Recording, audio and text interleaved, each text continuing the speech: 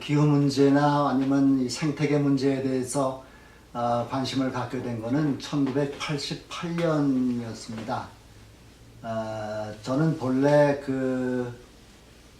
해방신학을 공부를 하고 박사학위 논문도 해방신학과 연관시켜서 쓸 준비를 하고 있었는데 1988년에 우연히 PBS, 그러니까 미국 공영 텔레비전 방송에서 환경 문제 특집 방송을 하는 것을 한 너댓섯 시간 동안 계속하는 것을 볼 기회가 있었습니다. 근데 그 프로그램에서 산성비 문제, 또 오존층 문제, 또 온난화 문제, 쓰레기 문제, 이제 그런 문제들을 집중적으로 다루는데 제가 그걸 보면서 깜짝 놀랐습니다. 그렇게 심각한 줄을 전혀 몰랐더랬고, 또 그것이 결국은 아주 약한 생명체들부터 멸종시키고 있다라는, 멸종당하고 있다라는 그런 사실을 그걸 보고서 깨닫게 됐습니다. 그래서 제가 전반적으로는 한 세 가지의 큰 충격을 받게 됐는데, 그 이후에 계속해서 그래서 1989년도에 빌 맥키븐이 쓴 The End of Nature라는 책을 읽게 되고, 그리고 또 마찬가지로 이어서 토마스 베리 신부의 The Dream of the Earth라는 책을 읽게 됐습니다. 그래서 그런 책들을 통해서 제가 경험했던 것들, 그런 것들이 어떤 의미를 갖는지, 그것이 얼마나 중요한 문제인지 하는 것을 깨닫게 되고, 그리고 무엇보다도 우리가 지금 살고 있는 시대가 지질학적으로 지난 6,500만 년 동안 계속되어 왔던 신생대, 이 신생대가 지구 역사상 가장 아름다운 시대였는데, 그 신생대가 빠르게 끝나가는 그 신생대의 마지막 단계를 우리가 지금 살고 있다라는 그런 놀라운 사실을 깨닫고 굉장한 충격을 받고, 또 전체적으로 어떤 새로운 말하자면 해방신학에서 말하는 가난한 사람들의 생명을 어떻게 해방시키고, 사회 경제적인 해방만이 아니라 이 생명계 전체가 지금 얼마나 위기에 봉착해 있고, 어떻게 하면은 이 생명계 전체를 해방시킬 수 있는, 이 생명계 전체가 어떻게 다시 살아날 수 있는 그런 신학적인 문제의식을 그때 갖게 됐습니다.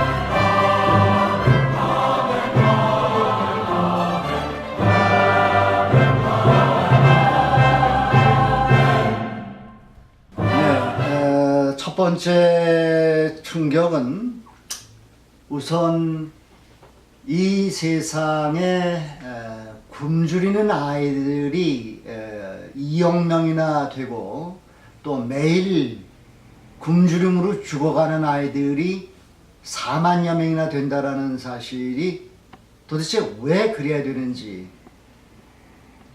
이 지구상에 생산되는 식량이 부족해서 그런 건지, 아니면 다른 어떤 이유가 있어서 그런 건지, 그런 문제의식을 갖게 됐습니다. 그래서 그것을 찾던 중에 세계 소득 배분율이라는 도표를 보게 됐는데, 세계 소득 배분율이라는 것이 결국은 이 세계의 경제 구조가 20대 80의 세계로 그렇게 나뉘어져 있다는 거죠. 그래서 상위 20%가 차지하는 비율과 그 하위 80%가 차지하는 비율, 그것이 해마다 점점 더 악화되고 있다는 겁니다.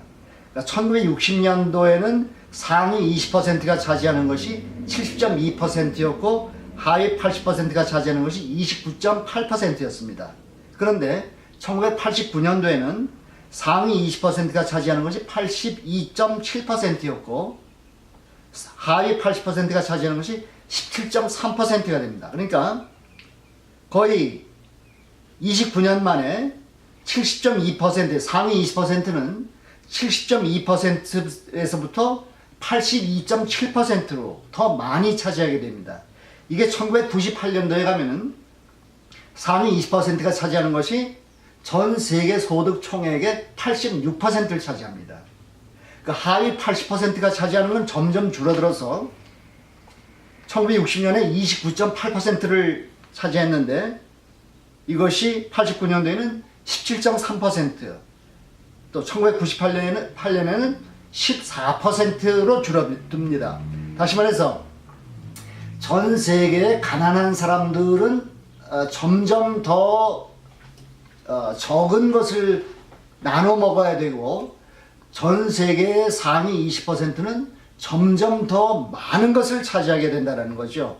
그러니까 쌀 100가마니를 100명이 먹는다 할 적에 잘 사는 나라에 사는 사람들 20명은 100가마 가운데서 86가마니를 차지하고 가난한 나라의 사람들 80%는 100가마 가운데서 14가마니를 가지고 80명이 나눠 먹어야 된다는 사실이죠.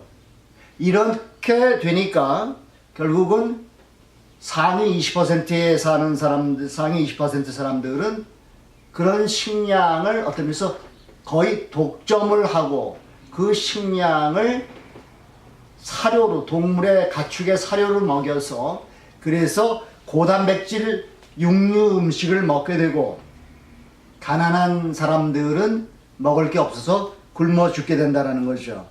이렇게 세계의 그 경제 구조가 점점 더 악화되는 근본적인 이유는 외채 때문이었습니다.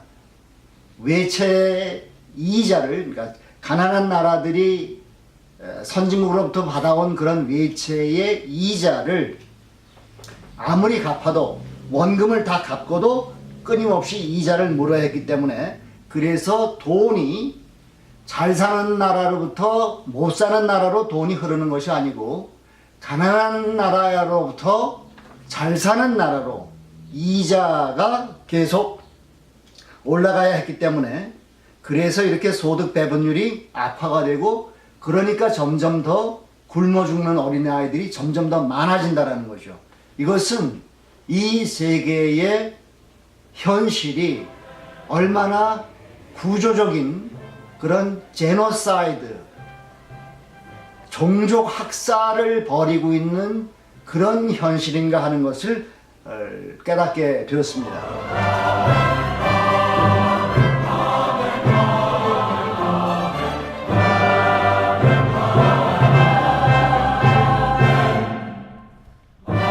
두 번째 충격은 1987년도에 9월 9일 날 아마존에서 산불이 동시에 2,500군데에서 산불이 나는 것을 인공위성에서 찍은 사진을 봤습니다.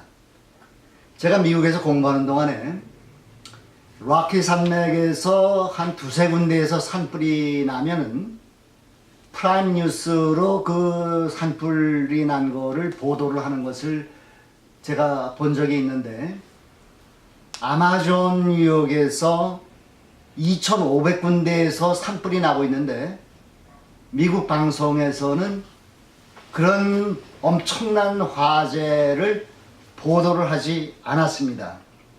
그래서 도대체 이게 어떻게 된 일인가 보니까 이 아마존에 산불이 난 것이 2,500군데나 산불이 나서 그 연기가 너무 많이 연기가 나고 그래가지고 그 인근에 공항이 폐쇄가 될 정도가 되고 그랬지만은 뉴스에 보도도 되지 않았습니다. 근데 그 이유가 뭐였는가 하면은 미국에 햄버거용 쇠고기를 수출을 하기 위해서 목초지를 만들기 위해서 일부러 방화를 해서 그렇게 해서 이 열대우림 숲을 태워버리는 그런 엄청난 사건들이 거기 벌어지고 있었던 겁니다.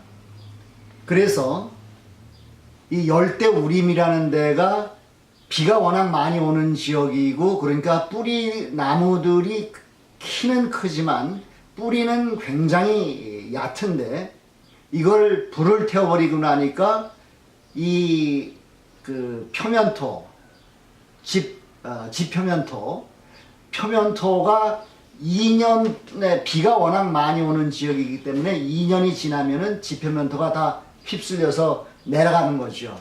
그러니까 다시 거기다 목초지로 사용할 수가 없게 되는 겁니다. 그러니까 또 다른 곳으로 이동을 해가지고 또 방화를 해서 산불을 내고, 그렇게 해서 거기다 또 목초지를 만들고.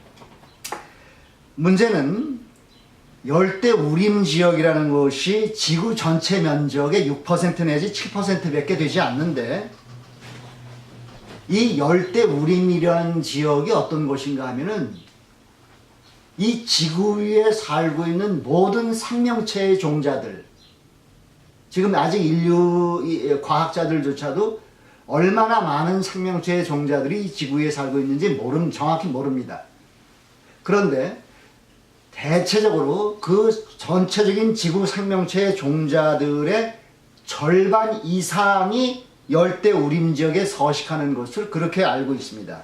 그런데 이렇게 엄청나게 그런 다양한 생명체들이 살고 있는 이 열대우림 지역이 이렇게 불로 인해서 1분마다 축구장 10개 내지 20개씩 이렇게 파괴가 되고 사라지는 이런 현실은 결국은 인간이 이 지구에 살고 있는 그런 다양한 생명체 종자들을 학살하고 있는, 그렇게 해서 멸종을 시키고 결국은 이 열대우림을 파괴시킴으로써 그렇게 많은 생명체의 종자들을 학살하고 있는 바이오사이드라는 거죠. 이런 현실들이 일어나고 있다는 것을 알게 되었습니다.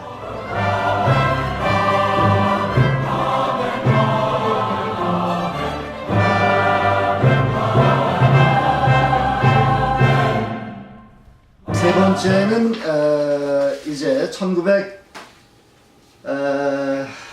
세 번째는 북극 빙하가 감소된 것인데요. 지난 40년 동안 북극에 있는 빙하가 거의 절반이 사라집니다. 그렇게 해서 2007년도에는 북극해를 쇠빙선이 없이도 북극의 이 노스웨스트, 그러니까 북서 루트가 뚫립니다. 그리고 2008년도에는 북극의 이 북동 해로가, 북동 루트가 쇠빙선 없이 지나갈 수 있도록 그렇게 뚫립니다. 이 북극해의 얼음이 이렇게 빙하가 이렇게 급격하게 녹아내린다라는 건 뭔가 하면은, 이거는 광산 속에 산소가 어느 정도 있는지를 측정하기 위해서 카나리아 새를 옛날에 넣었다고 그러는데, 이건 카나리아 새가 지금 죽고 있는 그런 현실을 이 북극해의 빙하가 사라진다라는 것이 보여줍니다.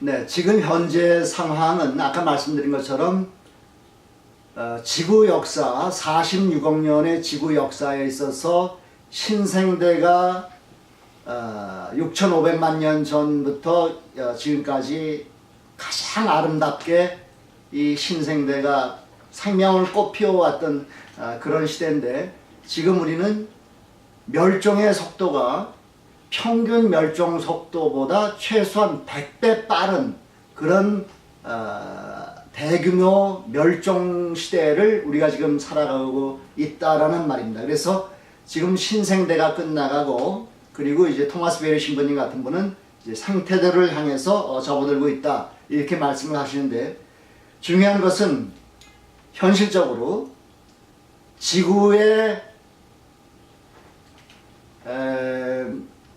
북반구나 남반구에서 큰 사막들이 있는 것은 대개 북이나 남이 20도에서 30도 지역입니다.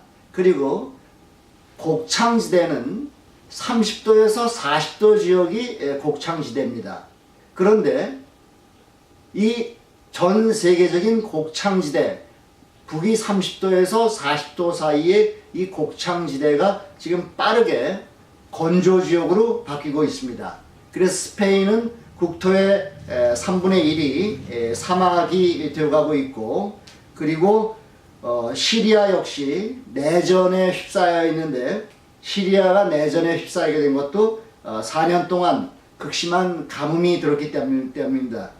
중국 정부 역시도 앞으로 식량 생산이 50년에 걸쳐서 3분의 1이 감소할 것으로 그렇게 예상을 합니다.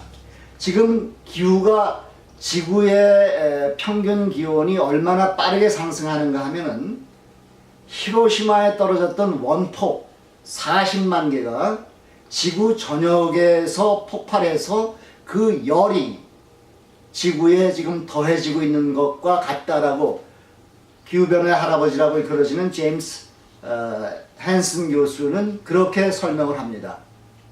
원자폭탄 히로시마 원폭 40만 개가 매일 지구 전역에서 폭발하고 있다는 거죠.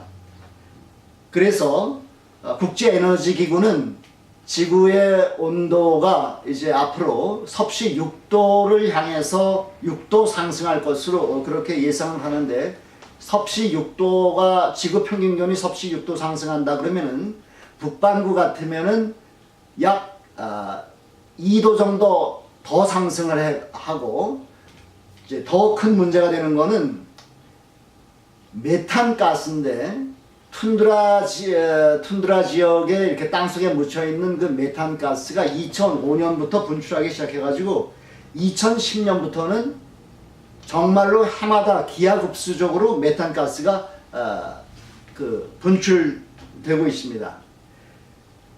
그래서 이제 메탄 가스가 대량 분출하게 되면은 그러면은 지구 2070년대에 가서 섭씨 4도 오르는 것만이 아니고 추가로 섭씨 5도 정도 추가로 상승을 하게 될 수 있다는 거죠.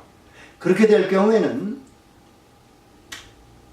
인류가 멸종될 가능성이 매우 높아진다라는 것, 아니면 그렇게 멸종까지는 가지 않는다 하더라도 2050년이 되면은 세계 인구가 90억이 될 것인데, 예상하는 바로는 90억의 인구 가운데에서 2050년부터 2100년까지 50년 사이에 90억의 인구 가운데에서 약 85억 명이 여러 가지 식순환이나 식량난이나 전쟁으로 인해서 죽게 되고 약 5억 명 정도만 살아남을 것이다 라고 그렇게 과학자들은 예상을 하고 있습니다. 실제로 2008년도에는 37개 국가에서 식량 폭동이 일어났습니다.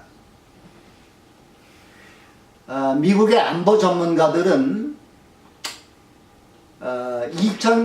2020년대에 가면은 미국의 서부라든가 멕시코의 여러 곳에서 농업이 실질적으로 붕괴할 것으로 그렇게 예상을 하고, 그리고 2020년대 후반이나 2030년대에 들면은 2030년대에 들어가면은 북반구의 거의 모든 대도시들에서 식량 폭동이 동시다발적으로 일어날 것으로 그렇게 예상을 합니다.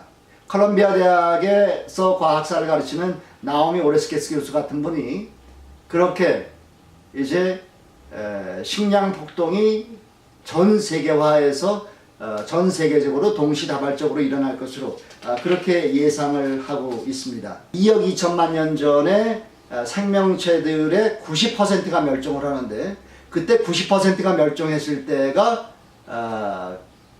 말하자면 지구 평균 온도가 수천 년에 걸쳐서 약 그러니까 6도, 5도 내지 9도 상승해 가지고 그렇게 생명체들의 90%가 멸종을 하고 5,500만 년 전에 멸종할 때에도 마찬가지로 그렇게 수천 년에 걸쳐서 약 6도 정도 상승을 했을 때 그래서 생명체들의 그때만 해도 그때는 이제 거의 아마 60% 이상의 생명체들이 멸종을 했습니다. 그러니까 인류의 우리 현생 인류 호모사피엔스 이전에 우리의 조상들 무슨 네안데르탈이라든가 쉽게 말해서 그런 우리 인류의 현생 인류의 조상들도 이미 다 멸종했습니다. 호모사피엔스가 멸종하지 않으리라는 보장은 없다는 말입니다. 지구의 역사를 보면은 지구의 온도가 이렇게 5도 내지 9도 상승할 적에 얼마나 큰 그런 재앙들이 왔던가 하는 것을 지구 역사는 보여주고 있습니다.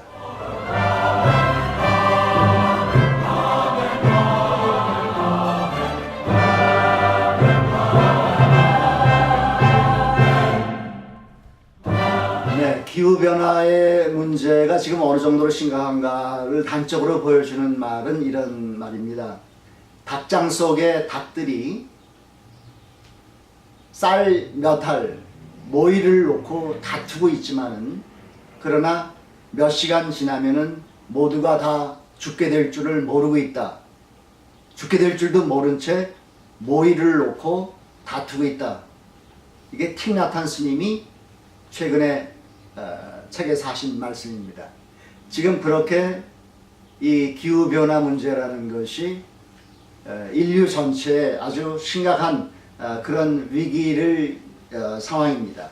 근데 왜 이렇게 다들 이 심각한 위기 상황에 대해서 나몰라라 하느냐 아니면 외면하느냐. 특별히 미국의 같은 경우는 공화당원들의 75%는 기후변화를 부인을 합니다. 민주당원들 같으면 75% 정도가 기후변화를 인정을 합니다. 왜 공화당원들은 이렇게 75%가 기후변화를 부정을 하고 민주당원들은 75%가 기후변화를 인정하는가? 이거는 어느 매체를 보느냐, 어느 매스컴을 보느냐에 따라서 자기가 보고 싶은 것들만 보는 그런 현실 때문에 이런 그런 불일치가 일어난다고 생각을 합니다.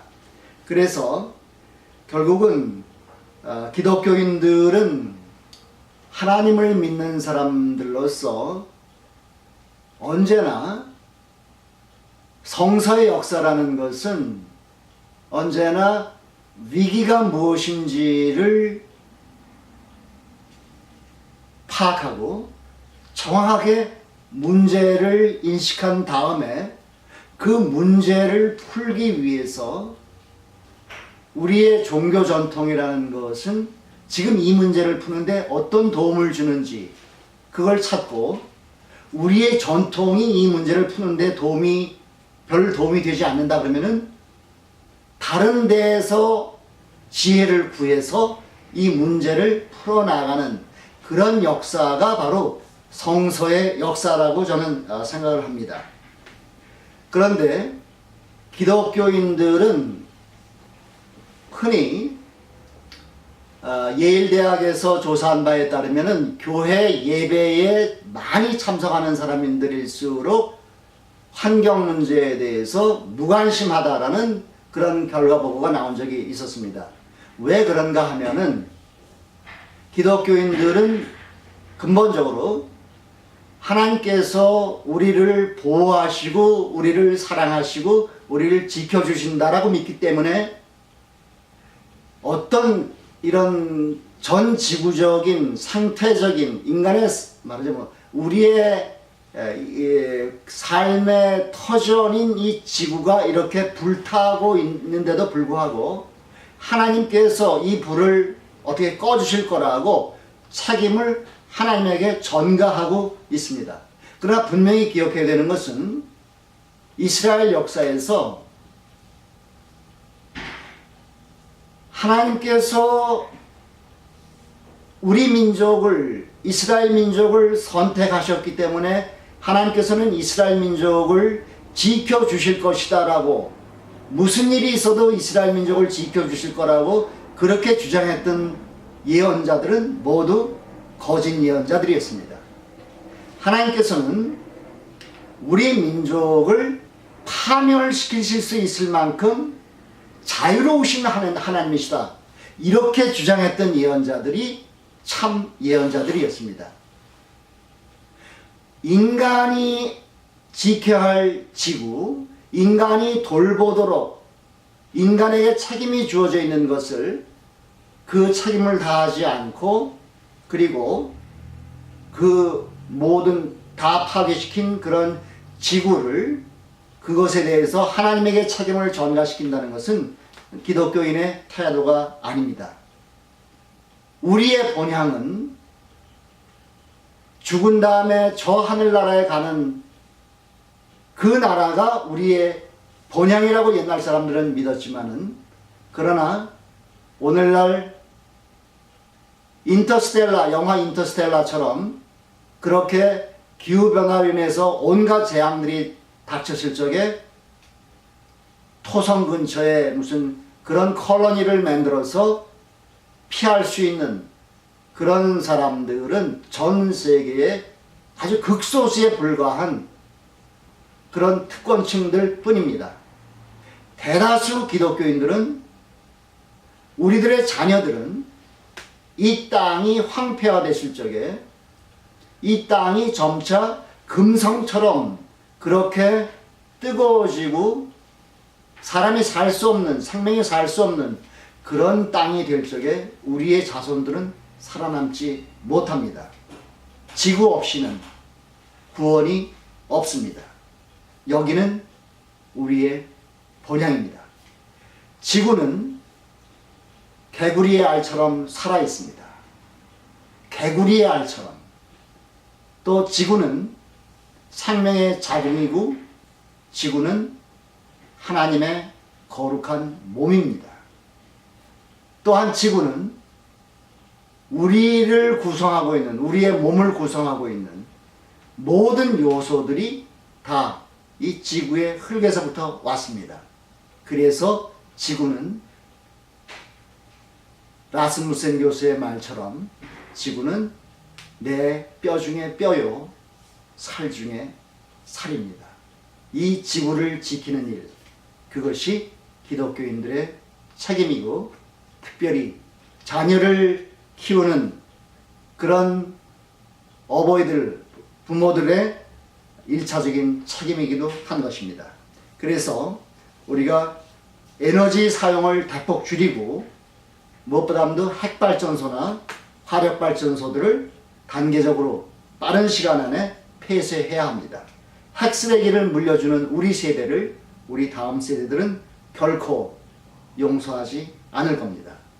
두 번째로는 군비를 축소시키고, 독일과 미국, 중국이 매우 빠르게 재생에너지로 바꾸듯이 태양열과 풍력에너지로 바꾸어야 합니다.